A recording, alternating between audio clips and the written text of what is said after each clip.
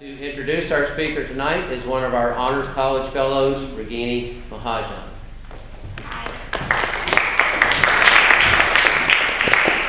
Good evening, everybody, and thank you for being here at Lone Star Kingwood this evening. My name is Ragini Mahajan, and I'm excited about the speaker and topic that we have on hand tonight. I particularly am very curious and excited to see what we've learned here today, because as a biology student, I spent all my second semester, and those of you in 1407 right now are probably learning all semester about evolution and Charles Darwin and all of the myths and the facts and truths and the layers of information that surrounds this subject. And one thing that keeps coming up is the way that evolution is presented in academia and education, and where that stems from and where that's going to go. And so obviously there's a lot to learn and to know about this, and who better to hear it from than Dr. Adam Shapiro. Dr. Shapiro is a historian of science and religion. He earned his PhD from the University of Chicago. He has taught in schools within the US, England, and Canada. His first book, Trying Biology, the Scopes Trial Textbooks, and the Anti-Evolution Movement in American Schools, was published in 2013 by the University of Chicago Press. He is currently working as a research associate with the Science, Religion, and Culture program at Harvard University. So let's give Dr. Shapiro a warm Lone Star welcome.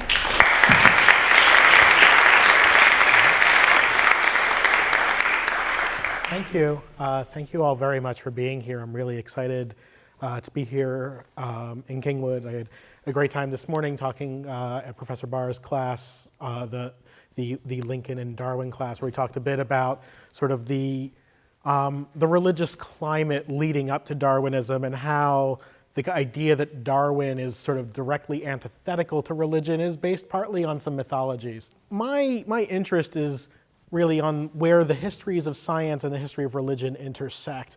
And in particular, not just on explicating certain ideas about evolution or ideas about certain kinds of theology, but really looking at why certain communities, certain social groups read and interpret these ideas the way that they do, the way they speak to each other about it, what's considered taboo, what's considered legitimate, what is sort of the universe of ideas out there that people feel comfortable talking about. One thing that I think came up kind of naturally when I was visiting the class this morning is that we know that there are certain things you can and can't say, or maybe can and can't say to different people when it comes to issues like Darwinism or evolution. These are kind of scary words depending on who you're talking to or what you know about them. There are certain things you don't say in polite company. And it seems sometimes that talking about evolution is one of them. But it does seem like the issue of evolution keeps coming up in American history in some particularly impolite context, particularly in the courtroom, right? I think we are probably familiar with the fact that the teaching of evolution isn't just an issue that's being debated in front of legislators, in front of local school boards, maybe even in your own high school biology classroom. Quite honestly, it goes to courts with a fair amount of regularity. And one of the questions that I've become interested in is, how do we take all those different episodes and put them together into a single genre that we call an evolution trial? And to sort of explain where I came to this, as we mentioned before, my first book was on what we usually think of as the first evolution trial.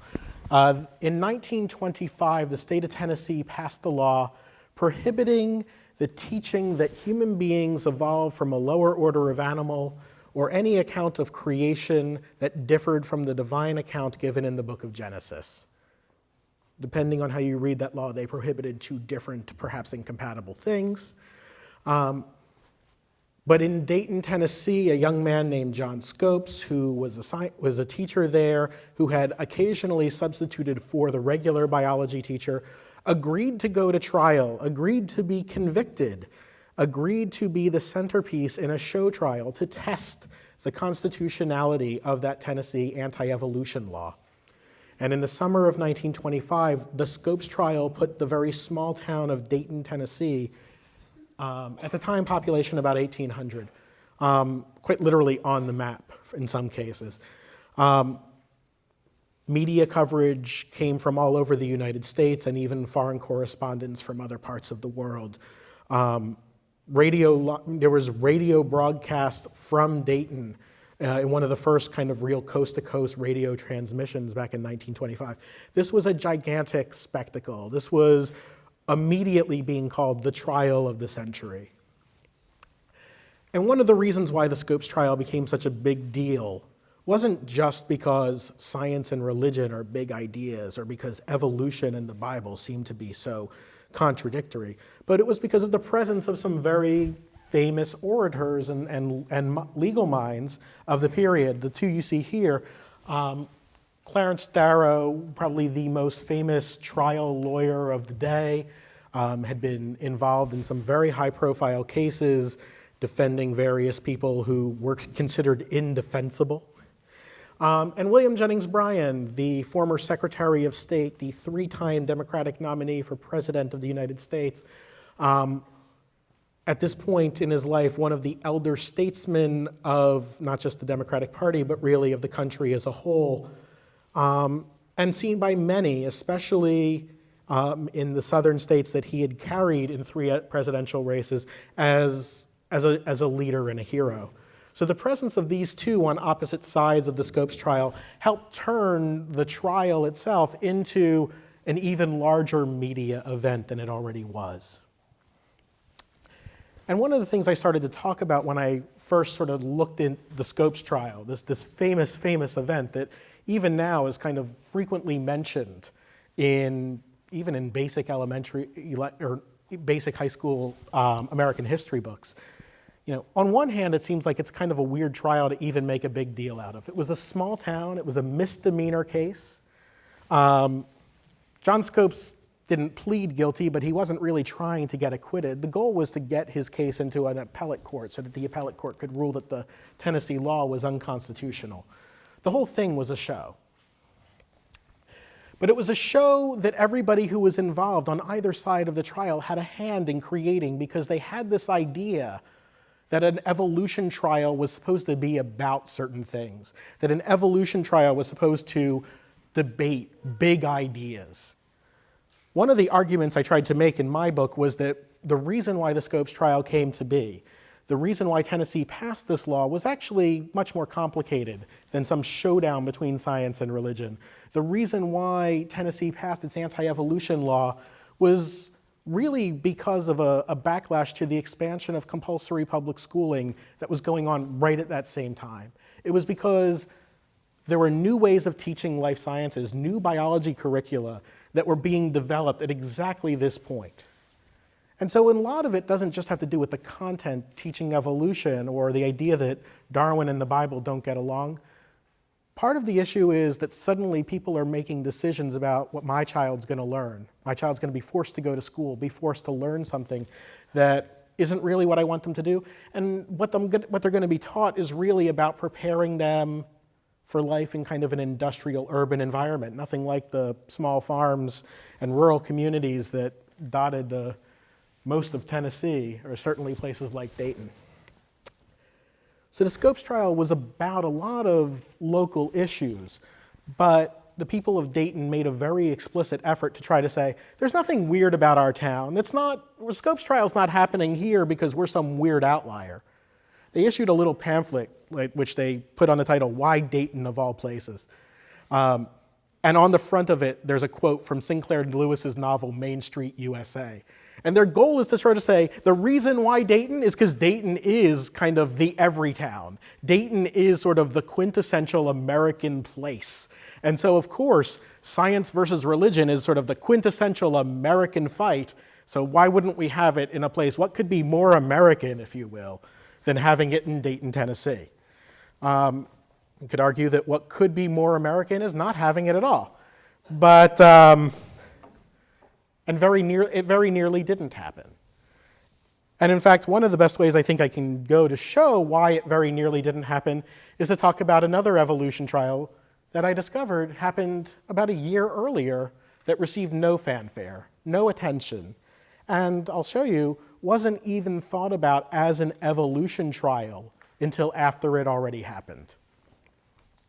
So when I was working on my first book, one of the things that I was looking at was particularly the way that textbook authors and publishers writing biology were reacting to this new anti-evolution movement. Were they taking it seriously? Did they feel the need to make any changes? So when I was reading, in some primary sources, doing the research, I had come across this Chattanooga Times article that was published in the weeks leading up to the trial. And of course, it first caught my eye because one of the articles on the front page is saying that the textbook companies are denying that they're planning to make any revisions. Total lie, by the way.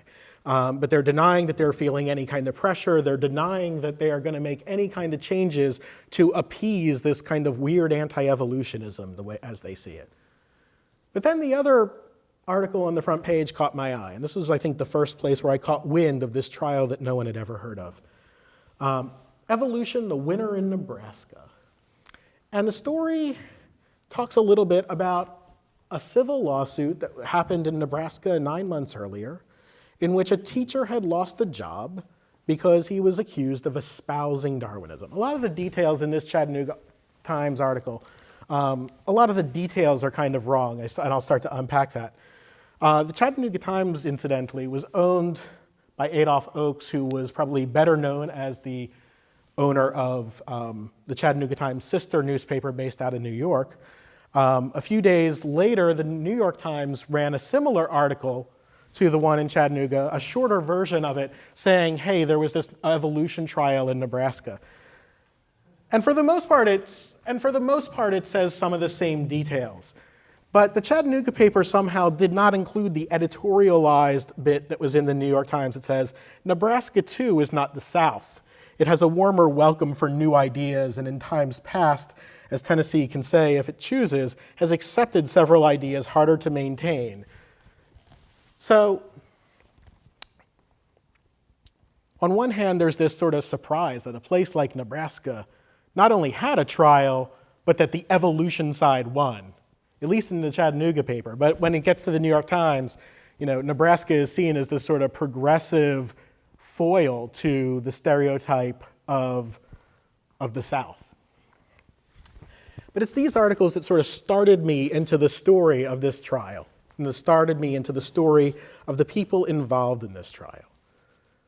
And so the easy thing to do, the easy way to approach this would be to say, well, this is just like the Scopes trial, only Darrow and Bryan weren't there. The media didn't know about it. There wasn't this big ramp-up period that allowed for a great big public media spectacle. Basically, it just didn't go viral.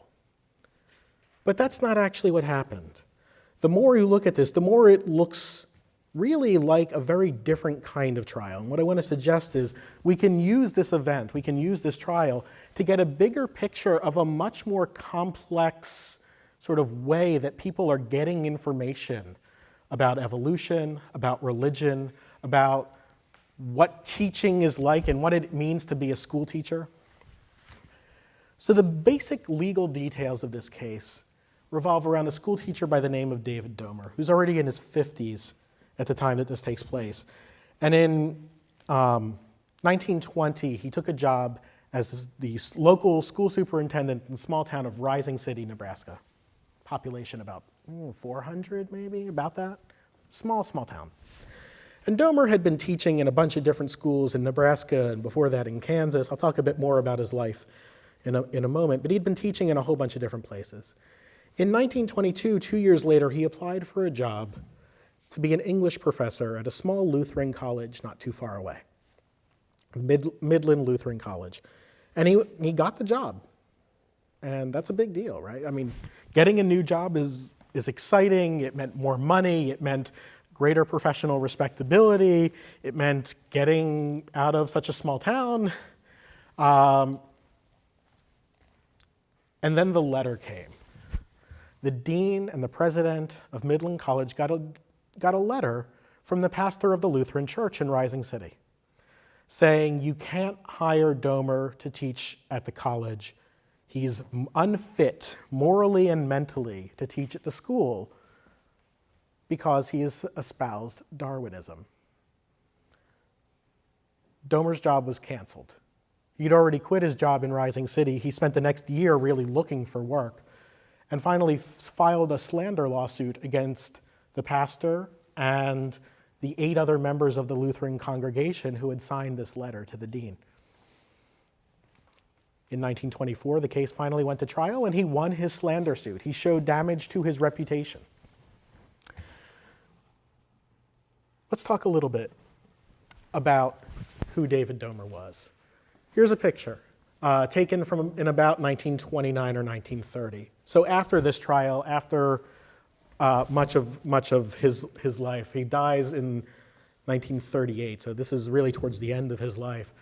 In the course of doing the research for this, I came across not only this picture, but it was in a file that included an over 30-page handwritten manuscript written by Domer, as well as a 70-page typewritten memoir written by Domer, that don't talk at all about his days in Nebraska, but they do talk about his early days growing up in Pennsylvania Dutch country near Lancaster, Pennsylvania. And I want to point out one thing in particular about the picture you see up here. And that's the fact that Domer's using a cane. In his memoir, he talks about how his early childhood was really deeply shaped by what he refers to as a crippling deformity. When he was around 8 years old, he began to develop some sort of disease, and it's not clear exactly what it is, that begins to affect his hip joint. His hip joint basically begins to fuse and seize up. This begins to restrict his mobility. He's not able to get around without crutches. By about the age of 12, he recovers from the illness, whatever it was.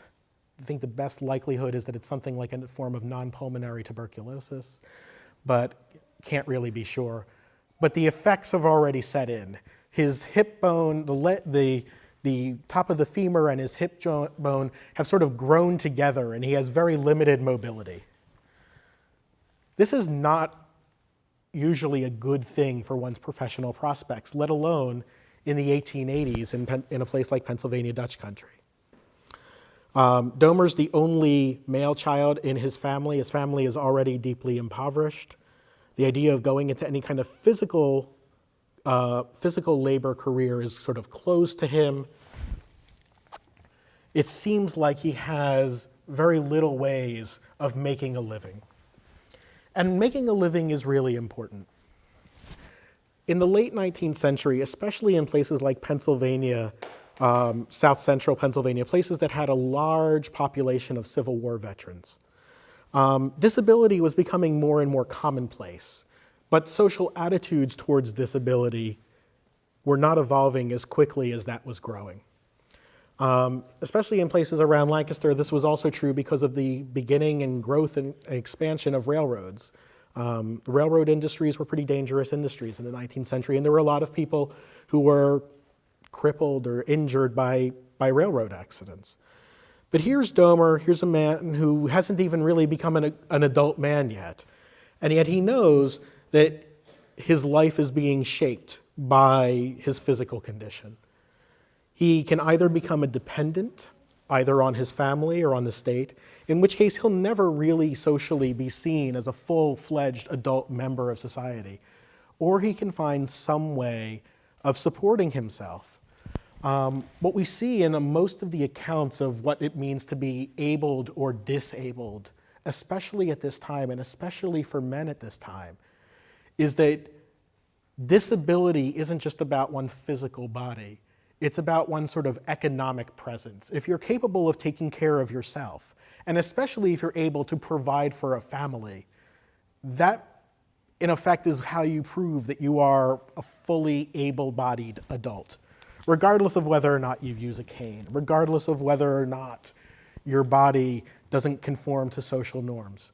But if you're incapable of taking care of yourself, you're seen as somewhat less than a full member, a full citizen, a full member of society. So this is the future that Domer is heading towards, until fate intervenes. And fate intervenes in the form of his mother's first cousin, who was a schoolmaster in a small town outside of the city of Lancaster, well, nowadays about 20 minutes away. It would have taken longer back then. Abram Kreider owned a cigar factory, and he also ran a school in a town called Salunga, a small town in Lancaster County, Pennsylvania. And he agreed to take David under his wing as an apprentice who would work in the cigar factory during the day, or would work in the cigar factory when he wasn't in school, and he would also be trained to become a teacher. So Domer recounts in his memoir that he would spend the mornings rolling cigars, and this is an area of Pennsylvania where there's a lot of tobacco leaf grown. This is a major industry in Pennsylvania at the time. He would spend his mornings rolling cigars. He'd spend some of his afternoon at school. And then he'd spend his evenings reading books by the candlelight of the stove, by the light of the stove, reading books in Kreider's library.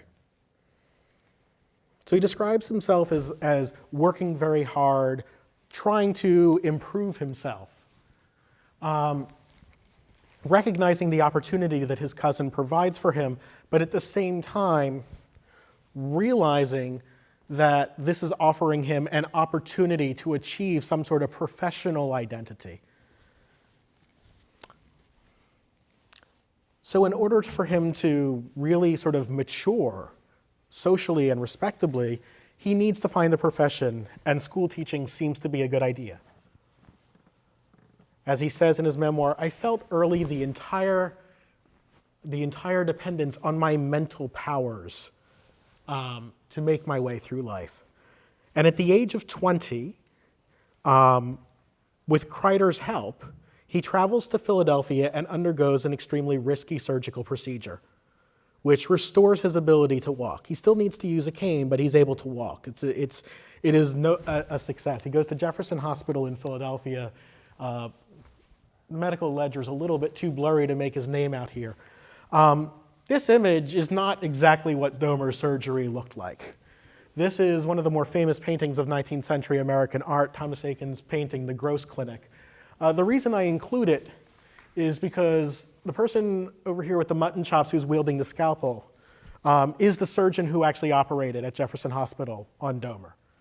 So we might well imagine that this is what Domer's surgery might have looked like. Now this is right around the time Domer has this surgery, about 10 or 11 years later than this painting is made. And it's right at that time that things are starting to change in the practice of surgical medicine. So it's actually pretty likely that when Domer had his surgery, the surgeons might actually have been wearing gloves, and that Domer might have been under some sort of anesthetic. But if anything, that sort of renders his narrative a little bit even stranger. Because the way Domer describes it is, I went to Jefferson Hospital in Philadelphia, I got myself fixed, and that's what set my feet on the path towards a successful career. So when Domer writes this account of his illness and his recovery, when he talks about how his life was improved, he emphasizes his own agency. He emphasizes that he's the one who did these things. There's very little agency in the patient here. And if Domer had been anesthetized, there would be even less agency, I would assume. So there's this interesting sort of tension between the narrative that Domer supplies, which is almost a sort of standard, I picked myself up by my bootstraps kind of feel-good story, this kind of self-inspiring story, and the reality of his reliance on a certain level of scientific and medical knowledge, his reliance on having access to the fruits of a modern society that had developed new surgical techniques that allowed him to walk, that allowed him to take a professional job, that allowed him to earn a living.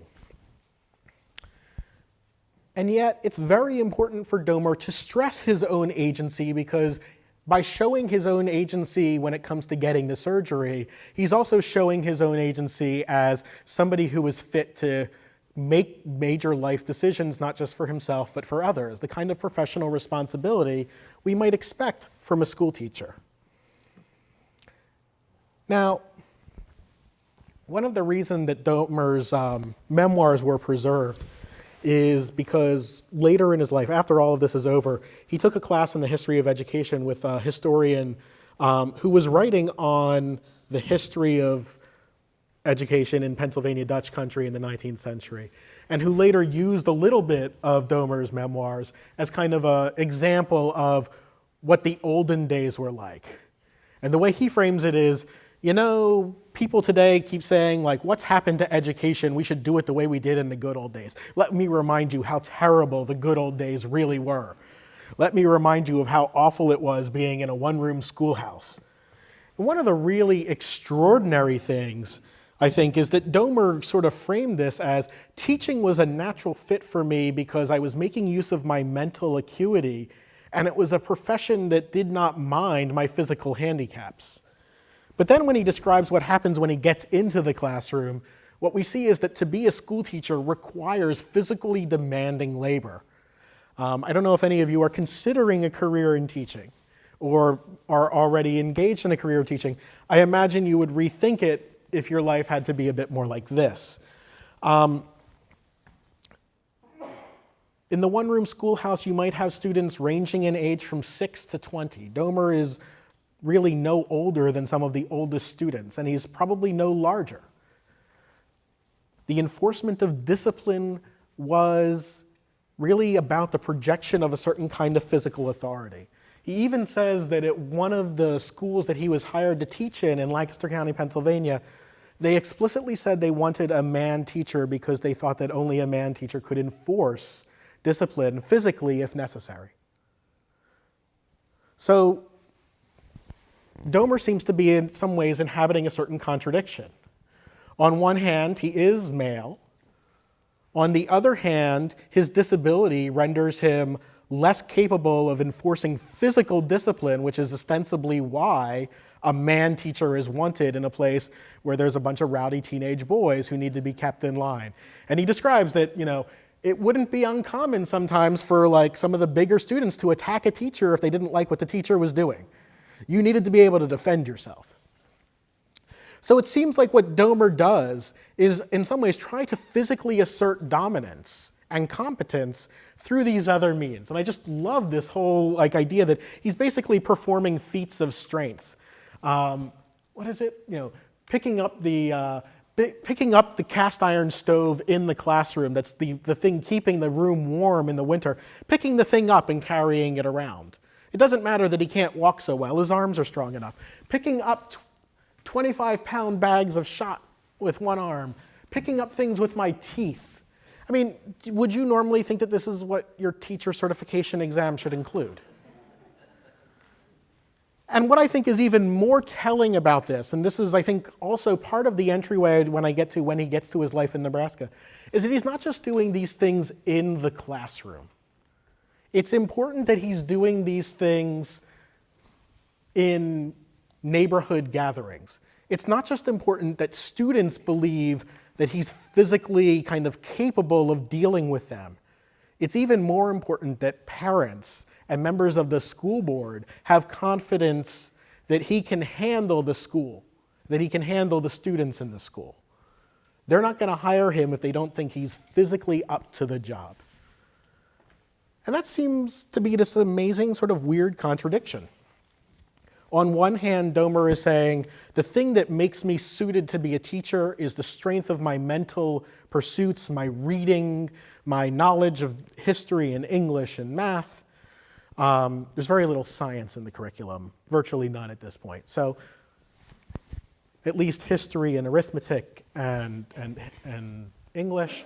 But in reality, what's actually going to get him a job in a school district seems to be this idea of physical competence. And so very early on, Domer learns a few different things about what it means to be a school teacher in small town America. He learns that mental competence and physical competence are seen as being interconnected, that physical competence and mental competence seem to reinforce one another. The other thing he sees, I think from a very early period, is that the school teacher is expected to be a kind of public figure, that their job doesn't just end at the door to the classroom. They're expected to perform a certain role for the community, whether it's something as basic as performing these feats of strength just to convince the school board you're up to the job, or whether it's doing things like organizing local speakers, local reading clubs. Kreider, his mentor, had organized a local literary society and had meetings in one of the local churches. Lots of different things that he was doing. And so Domer sort of brought this idea of what it means to be a professionally competent teacher with him throughout his career. And when he gets to Nebraska, that becomes even more pronounced. About 10 years before the trial, or in 1915, he's a teacher in a small place up in northeastern Nebraska when a local farmer comes up to him and says, you know, there's been a lot of rain the past couple of weeks, there's been a lot of erosion, and there are some really weird bones sticking out of the ground on my farm. So what does the farmer do? He goes to the local schoolmaster. The local schoolmaster contacts the state geologist and says, you might want to send a team up here, we've found something. And it leads to the discovery of a new species of extinct mastodon. Domer plays a pivotal role in the uncovery of this.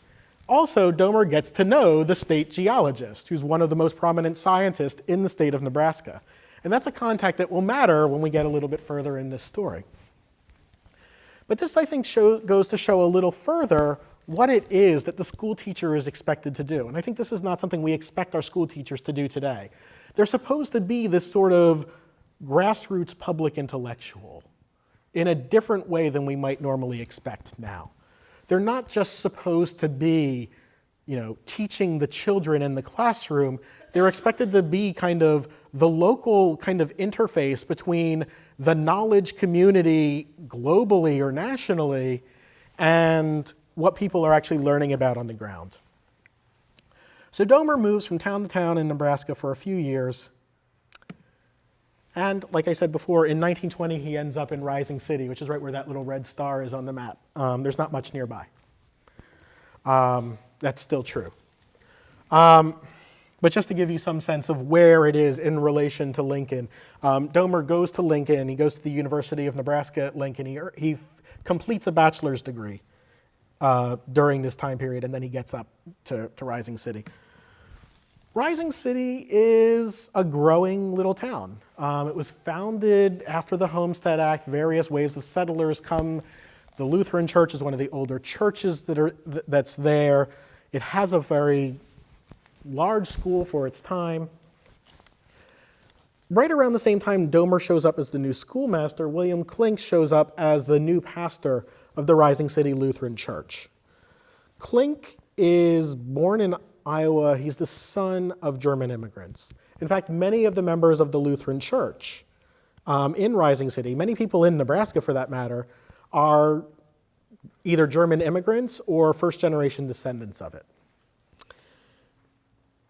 And this is a particularly weird time to be either an immigrant or the child of an immigrant in Nebraska, particularly from Germany. All throughout the country, there was a lot of anti-German backlash during the First World War. A lot of xenophobia, hostility, particularly towards the language. Churches like the Lutheran Church go from conducting their church services in German to conducting them in English. But in Nebraska, because the German population was perhaps larger proportionally than it was almost anywhere else, the state of Nebraska implements some fairly draconian laws against its German population, particularly a law called the Simon Act, which prohibits the use of the German languages in schools. So if you're familiar with debates today about teaching something like ESL or teaching any courses, subject matter in a non-English language, that's not a new debate. The languages that they're trying to perhaps control and enforce might be different, but the intersection between nativism and language politics goes back at least 100 years, if not more. The Simon Act was passed in 1919, right at the end of the First World War, and it's very explicitly an anti-German law. And more importantly, it's an anti-German law that is expected to be enforced by local schoolmasters, because they're the ones who are deciding what's happening in the schools that they teach. So you have Domer stepping into a community that's not entirely made up of German immigrants, but has a substantial German population, enforcing a very unpopular law prohibiting the teaching of German. You have a son of a German immigrant who's leading a congregation of people who are substantially German. Not entirely, but a substantial number of the Lutheran population at least is. And you have some good reasons to see kind of a conflict between state power and the abuse of state power by the school. The Simon Act was ruled unconstitutional by the US Supreme Court in 1923. The idea that the states could control or impose limits on what schools could do was seen as unconstitutional. In fact, when the Scopes trial gets started, some people are pointing to that Supreme Court case, Meyer v. Nebraska, as the relevant precedent that should get the anti-evolution law thrown out. But at the time that this is going on, the Simon Act is still on the books in Nebraska. Domer's job, in part, is to enforce it. And that seems to have maybe accounted, at least partially, for tensions between church and school, if not between town and gown, per se. But it seems like, at least after the fact, the thing that really sets everything off is an article that Domer writes for the local Rising City newspaper, the Rising City Independent. And he writes this in April 1922, shortly before he applies for and accepts the job at Midland.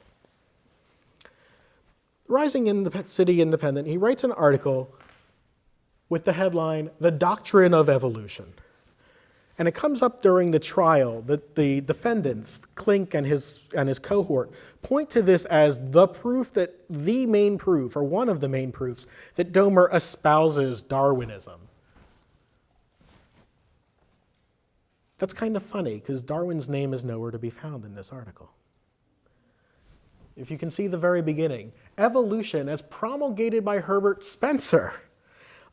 Spencer is, a close relation of Darwin's. He's an ally of Darwin's, but his theory of evolution is a much broader theory than the biological organic evolution that we associate with Darwin. In fact, Popular Science, the magazine gets started in the 1870s, essentially credits Spencer with inventing the theory of evolution and says Darwin is only a special case of evolution as it applies to organic life. Because Spencer's vision of evolution begins with the creation of the solar system out of a giant dust cloud. The theory of evolution is the gradual accumulation of changes, over a long period of time, as opposed to great drastic discontinuous breaks. So evolution is about the kind of accumulation of gradual changes.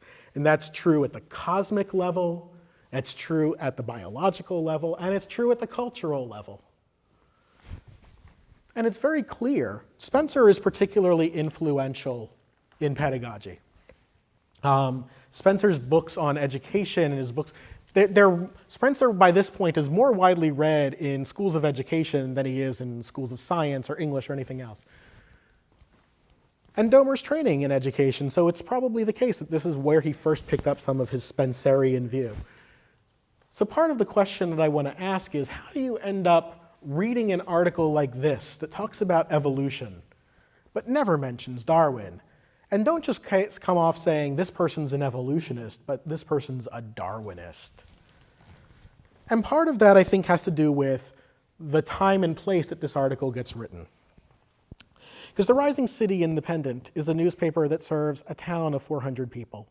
It probably is printing at most maybe 100 or 200 copies. It's one sheet of paper. It's a folded in half broadsheet, so it's 4 pages. It's the sort of newspaper that bothers to mention when a member of the town goes like 10 miles away to visit their in-laws on the weekend. There's not a lot of news in Rising City. And Domer didn't usually write columns for the paper. He wasn't writing like interesting science facts from your schoolmaster every week. But something very important happened that same week that this article came out. And that was the discovery of the so-called Nebraska Man, the North American missing link, the missing link of the New World. In western Nebraska, far away from Rising City. In fact, if it was 20 miles further west, it would have been Wyoming Man. A geologist had found a fossil tooth 5 years earlier and had sent it to Henry Osborn at the American Museum of Natural History. And in 1922, Osborn presented a paper announcing that this was the missing link, that this was a hominid fossil of either a human, not necessarily a direct human ancestor, but perhaps an offshoot line. The first hominid found in the New World. By 1927, they've completely retracted this. It turns out that the fossil tooth that they found actually comes from something in the pig family.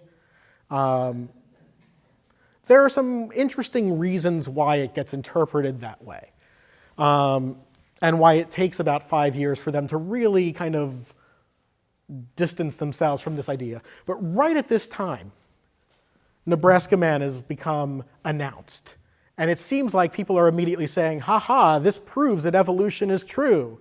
We've gone and we found another, pre-human primate. We've found another hominid. And aren't we just kind of really tickled pink that it was found in Nebraska, which happens to be William Jennings Bryan's home state?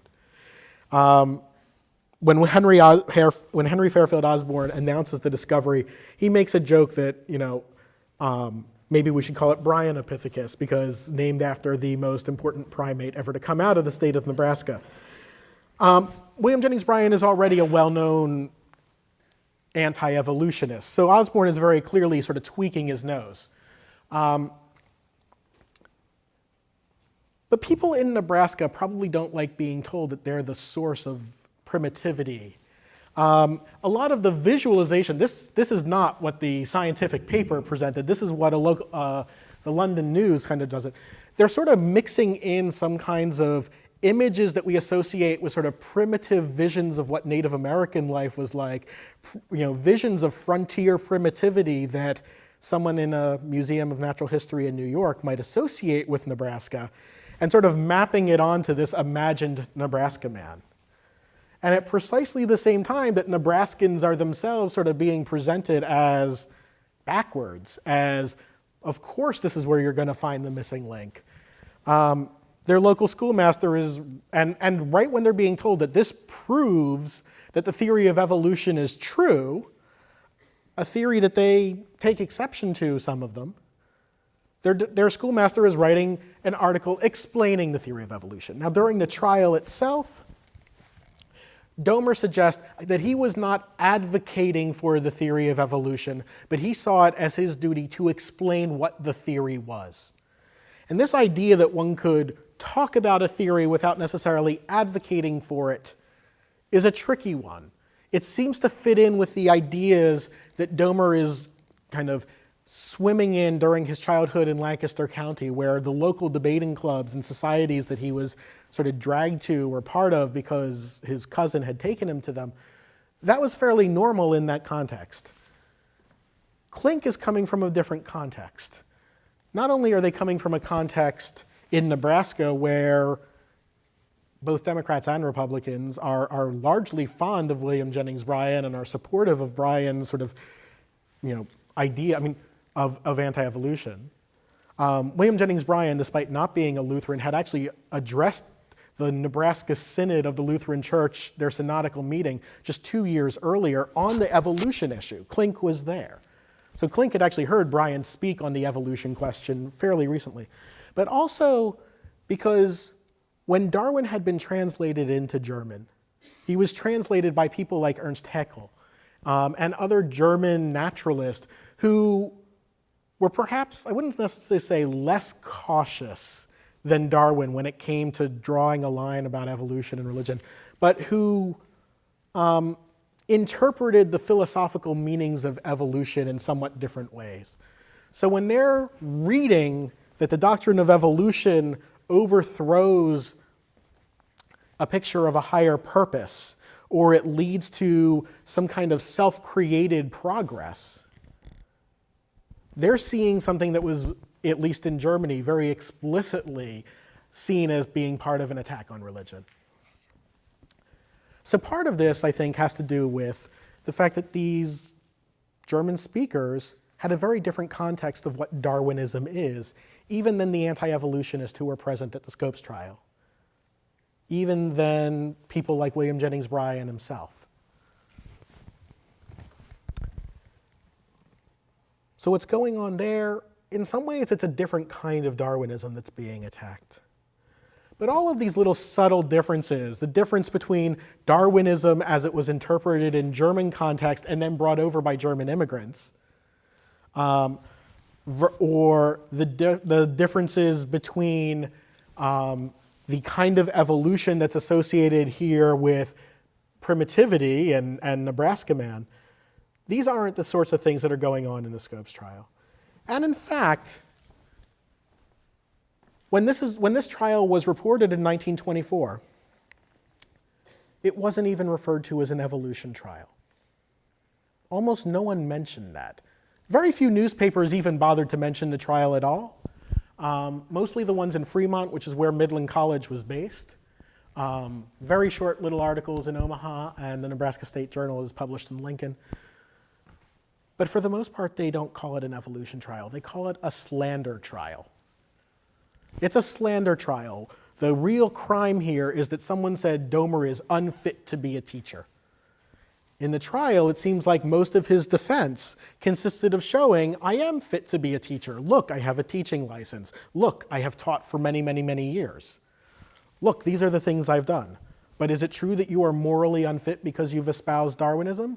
I didn't really espouse Darwinism. I was explaining what evolution was.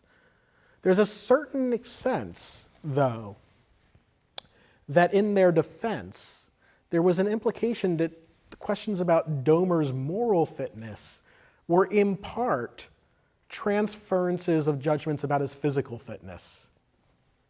He's already in his 50s. He's already a grandfather. He's not picking up sacks of grain in his teeth anymore. He is still getting around in a cane. Whether that was kind of a cloaked way of attacking him is, I think, part of this story. So in 1924, this trial was not the world's first evolution trial, but in 1925 it was. So I began by showing a few articles that sort of rediscovered the trial in the weeks leading up to Scopes.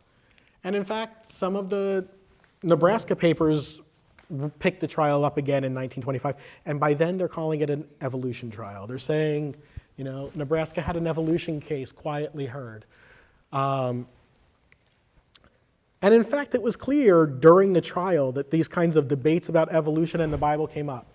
That state geologist who Domer was in contact with about 10 years earlier, Domer writes him a letter right after the trial telling him, we finally won. I've never seen such a bigoted bunch of sanctified liars. They tried to hide behind the Bible, but we out-lawyered them. So this is kind of a wonderful kind of smoking gun that you always dream of finding if you're doing any kind of primary historical research. Is like, here is exactly what he's telling us happened during the trial. And it's very much the case that evolution and religion were presented. But that's not what anybody was interested in 1924. I think the way I'd like to finish that, and the way I'd like to kind of close on, is to say, this is the story of America's first evolution trial. It looks nothing like the Scopes trial in part because it's dealing with these issues about immigration and nativism, between disability and masculine identity. And those are not things that are present in that kind of grand epic struggle of science versus religion. In fact, it's different enough that it might not even be fair to call it an evolution trial, except for the fact that once the Scopes trial gets underway, it's like evolution trial is this new pigeonhole that we can start putting things into. And retrospectively, people suddenly realize that this Domer case fits.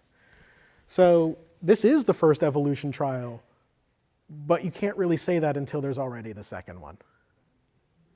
on that little irony, I'll stop and be happy to take some questions. Thank you.